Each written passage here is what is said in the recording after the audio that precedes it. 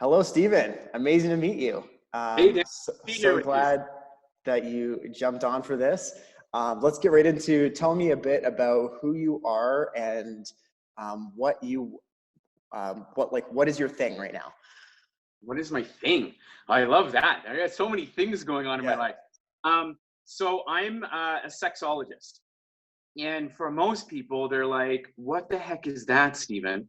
And I like to joke. I say that, "Don't worry, you're in good company," because my mom still asks the question. My dad doesn't want to know the answer. Yeah. Uh, Yeah. but there's a couple levels to answering that. So I am formally trained. So I did a master's of public health with a specialization in human sexuality. I did my clinical placement here in Toronto at the Hassle Free Clinic, and I was a sexual health counselor there for 2.5 years. And that's really where I cut my teeth on accepting anyone and everyone when they walk in the door for who they are and how they choose to sexually express themselves. And then I went back and completed my doctorate of human sexuality and finished that in 2012. And so the next level of answer your question, like who I am. So who I am in the world is, someone that is committed that all people live a sexually empowered life and they have relationships that work. And that is an access to people having more fun, pleasure, love, and connection in their life. And I think that's something in the world that I don't think anyone's like, Stephen, I have enough of that. Thank you. I don't Yes. want more or need any more. Um, and one of my gifts is boiling it down to making the uncomfortable comfortable. Yes. And I love sex is that. one of those topics that's so Very charged, taboo. so Yeah. tied into our identity. And unless we're hearing like, oh my goodness, you're a sex god or a sex goddess. If even more challenging if it's like something that's not working in our sex life. We get shut down, we get weird about it. There's so much judgment and stigma about ourselves, alone Mhm. anybody else in our lives that we're having sex with. So, I'm really committed that people have sexual freedom, whatever that looks like for them. If you are asexual and not interested in having sex, or you like group sex and have that on a weekly basis, cool, fill your boots. And so that's what I'm kind of committed to in the world. And the next level of answering that question is like, what the heck do you do? Yes. Like, what does that look like in your life?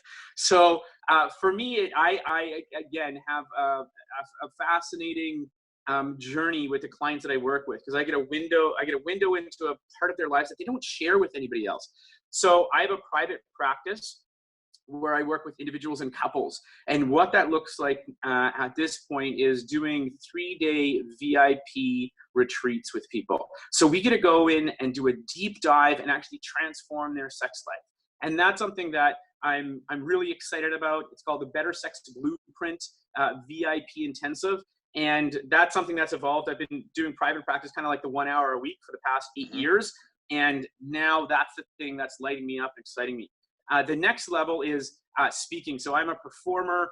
I love being on big I get stages. that. Um, Thank you. And so that's where I can make the most amount of difference in the shortest amount of time. So I speak at a lot of conferences and conventions, and anywhere from like university students talking about consent to the corporate side talking about healthy relationships and safe workspaces Mhm. to I do a lot of fun women's events where women are, in my opinion, kind of leading the forefront of having agency and having a Mhm. voice and wanting to learn and wanting no longer satisfied with a mediocre sex Mhm. life, or Mhm. frankly no sex life, and wanting something more exciting and wanting something to change in their life or in their relationships. So I do that, do a lot of social media. And then recently I launched a partnership with Durex, so Durex condoms and products. So I'm a partner of theirs, so I do a bunch of speaking, a bunch of social media with them. So that's who I am. Amazing. Well, thank you for that. I feel like I wish this was a longer interview because I know there's a lot to dive into here.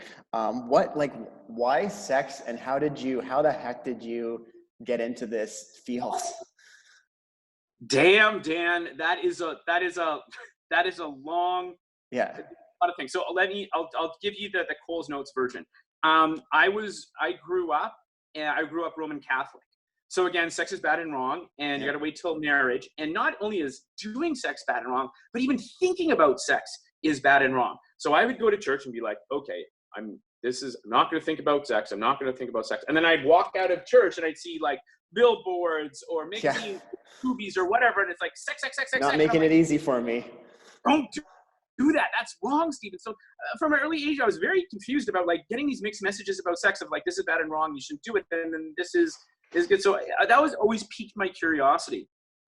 The second thing that shaped who I am today is when I was in grade 9. So grade 9, I'm 13, 14 years old.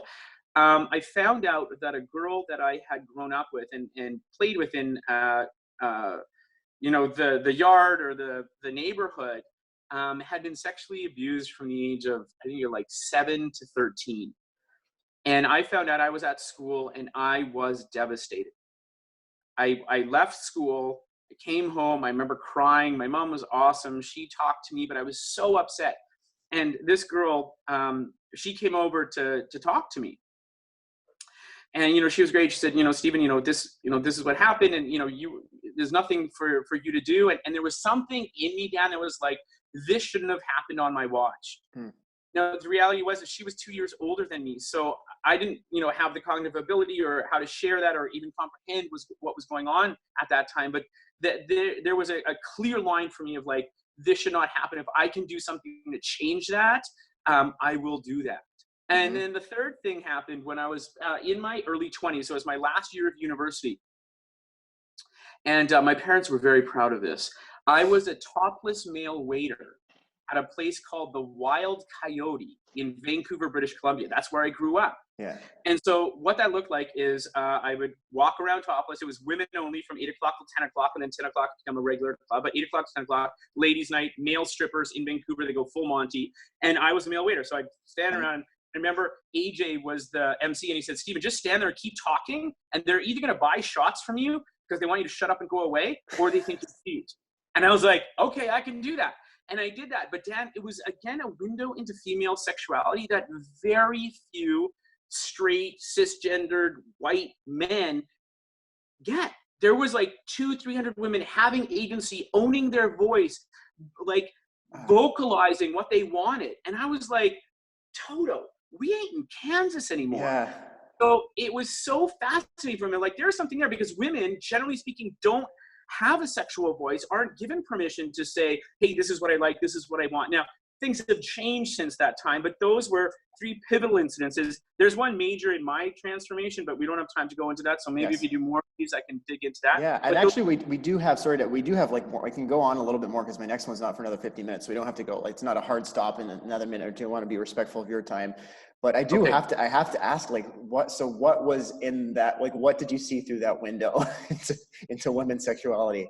Well, so I'm, again, in like 22, 21, somewhere in there. And just women being unashamed, women supporting one another. Like, it was a judgment-free zone. It was like, hey, yeah, like, you feel this feels good. Like, hey, this is cool. It was interesting seeing a reversal in what traditionally I had at that time, which is men pursuing women or commenting on women or hitting on women or that kind of world. And then there's this complete reverse of what that looked like. And I was like, this, I got to give my head a shake. Like, what is this about? This is really fascinating for women having agency and women expressing themselves sexually and their desires. That for me was very interesting. And at that time I wasn't sexual in my life. That wasn't a part of my life. So it wasn't. I was more coming from an observer point of view rather than a participant in that, or someone who, engaged or connected with anybody, at that level. So did it just start as like any other job? Like, you just like topless waiter or whatever, like just kind of like. No, Dan. It was a little more strategic. Yeah. Yeah. Listen, I love to dance. I'm a performer. I love women. And it was one of those things that it was check. And my mom, God bless her soul, she has been through a lot because now I'm a sexologist. I'm out there. I talk about sex. And granted, my mom, she worked with Planned Parenthood in the 70s. So part of my sex positivity and being able to talk about this, you know, it was very open. We talked about this at home, but I remember my poor mom, my grandparents were living with us at the time, and she was like, what'd she say once? Oh God. She was like, Stephen, you know, I'm just concerned that you're dragging our good name through the mud. And I was like, oh God, Mom. And I said something to her. I said, Mom, when I was growing up, you told me that I could do anything that I wanted in my life as long as I was the best at it. And I was like, Mom, I'm the best at it. My mom was like, so anyways, that was an interesting part of my life. But for me, Dan, what actually shifted? So I moved to Toronto 16 years ago. Mhm. And I moved here and I was like, hey, this isn't about women. It's not about sex. It's not about relationships. Cool. I moved here. 3 months later, I'm dating Miss Toronto. So my plan did not work. But I used to joke with my mom and say, hey, Mom, she's Miss Toronto. So by default, that makes me Mr. Toronto. Right. And she's like, no, it doesn't quite work like that. Anyways, 3 months into that relationship, I cheated on her. Mm. And I didn't have sex with anyone. I didn't kiss anyone, but I'm a huge exhibitionist, or I was at that time at least. And I met this woman. I was bartending, went back to her place, took all my clothes off, masturbated, cleaned up, put my clothes back on, gave her a hug and left. But I was still in a relationship with my girlfriend. So I was like, what just happened? I was in the cab going to her place, and I don't drink, don't do any drugs. And I was like, I'm actually doing this. Mm. And so this happened, and then I told my girlfriend, and I had no expectation that this relationship was going to continue, because I cheated on her. But she said, no, Stephen, you know, I love you and I want to keep dating you. And I was like, oh, okay. So we continued dating, but for me, then I wanted to understand why I did what I did, because it was in complete contravention to how I've been raised to love, honor, and respect women. So where did this other piece come from? So I really wanted to work with a therapist, talk to her, like share with her friends, like talk to her pastor, like anybody. I just wanted to talk and process and understand why I did, but she didn't want to deal with that. She loved the outgoing, boisterous. She loved, you know, again, I love dancing, like going out. She loved that part of Stephen, but didn't want to deal with the darker side of that coin. So we continued dating for another 3 months. She broke up with me. She was taking a lot of risks in her life. She was moving out, starting her own business, and going to therapy for some things that happened in her past. She said, Stephen, I'm overextending myself in all these areas. I can't trust you, because if you violate my trust again, I don't know, because I'm so overextending these other areas, that I'll be able to recover. So I understood that. We broke up, and that led me then into what I call my deep, dark, and dangerous days. So I was in a severe depression for about 18 months. At that time, I was managing a nightclub called This Is London. It was open one night a week. So I'd get out of bed for that. Wow. And I was really struggling, and I didn't know what to do. I felt there was a lot of guilt, a lot of shame, a lot of self-hatred, a lot of self-punishment in that time. And it started switching when I was back in Vancouver. I went back for the holidays, and it was New Year's Eve, and I'll never forget it. I'm sitting at this round table. My mom's sitting to my left, my dad's sitting to my right, and they know I'd been struggling. And I had all these parties to go to and all these things. I had only left Vancouver, you know, a year and a half prior, so I had a lot of strong connections there. So we're sitting at the table before we go to our New Year's, and I start bawling. And my mom starts crying, and my dad, who's a little bit more stoic, is just like looking at us like, what is going on here? And then it was that night that I made some decisions in my life and some choices. And I didn't go out and party. I went to church. The next day I went to yoga. And then I was on the flight from Vancouver back to Toronto that I was like, I need to get help. I need to reach out, because I've been battling this for 18 months. So I came back, I got a therapist, I got a life coach, and I got a personal trainer. And personal training, like, how does that all fit in? But for me, it was like, this is an acknowledgement that I don't have all the answers, and someone who is smarter than me, more trained than me, can actually facilitate and help me move through that journey a lot faster. So, so a therapist, a life coach, and personal trainer, all that, you must have been, is that like rocket fuel for you? well, listen, if anyone who has worked with those people, it is tough work.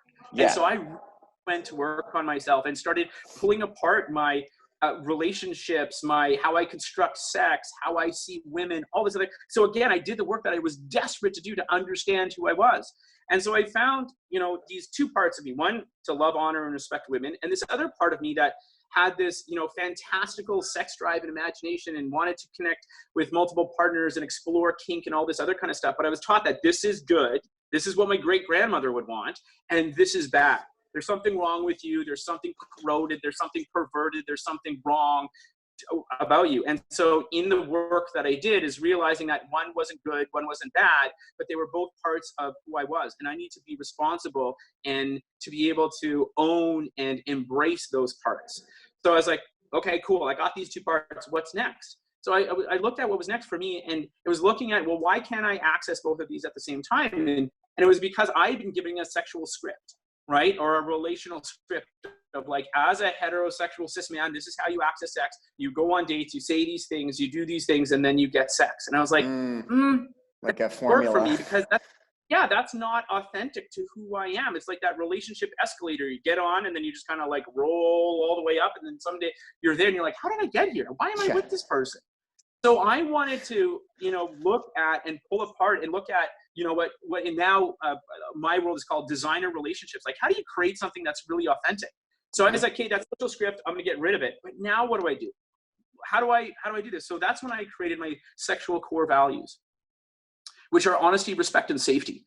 And what those are, I call them the triad of trust. And so when I talk to people and I'm working with clients, they're like, oh, Stephen, I got that. I do that. I'm like, probably not. They're like, no, I do that. I'm like, no. They're like, no, honestly, like I'm honest with my partner, and I share with my partner, and,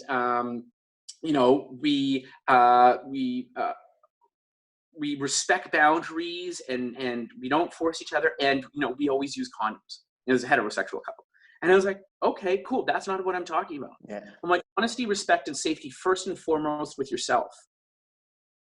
And that's where people are like, oh, because I believe the most important sexual relationship is the one you have with yourself first. The stuff that goes on in your head. Sex happens between your ears before it happens between your legs. Totally.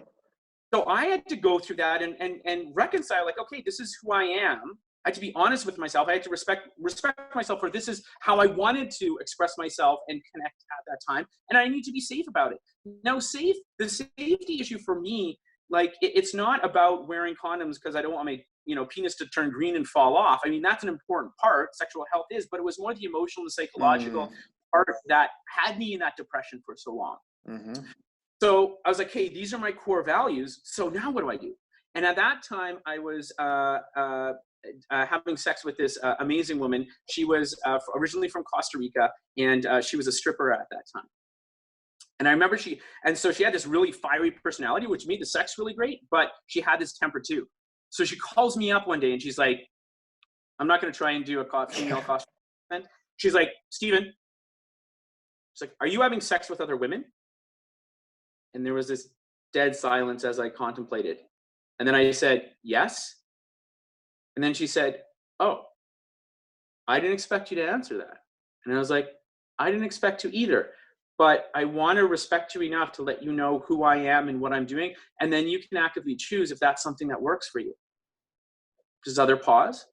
She says, sure. When are you available next? And in that moment, Dan, I was like, oh, I don't have to play games and manipulate and do all the social scripting stuff.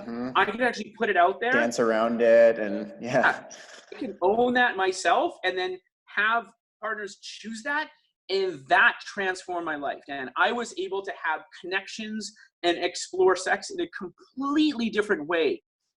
And without the guilt, shame, and fear and standardized deals, norms, expectations that were placed on me, I had freedom in this.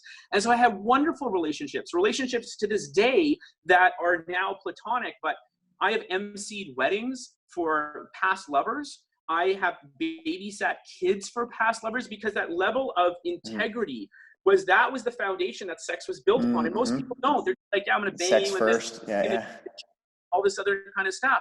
So when I saw what was possible, I was like, wow, this is something that I'm committed to. If I can give this to other people in the world, not that they had to live my life or have sex the way I had sex, but they had sexual freedom the way they defined it without those things in their life that limited them and shamed them and that guilt and that fear. To be free of that, I was like, that's something that I'm lit up about. Let's go do this. And then I was like, how do I learn more? And that led me into my education, all the things up that way. That's my journey, man. That is incredible. You are so cool. I don't think this will be the last time that we talk. I definitely hope not. I have to ask before we kind of wrap up here, what would you Yeah. say is the thing that you most need help with right now? Whew. A fascinating question. I was with my mastermind yesterday, and they go through that place and how they can support me. Um,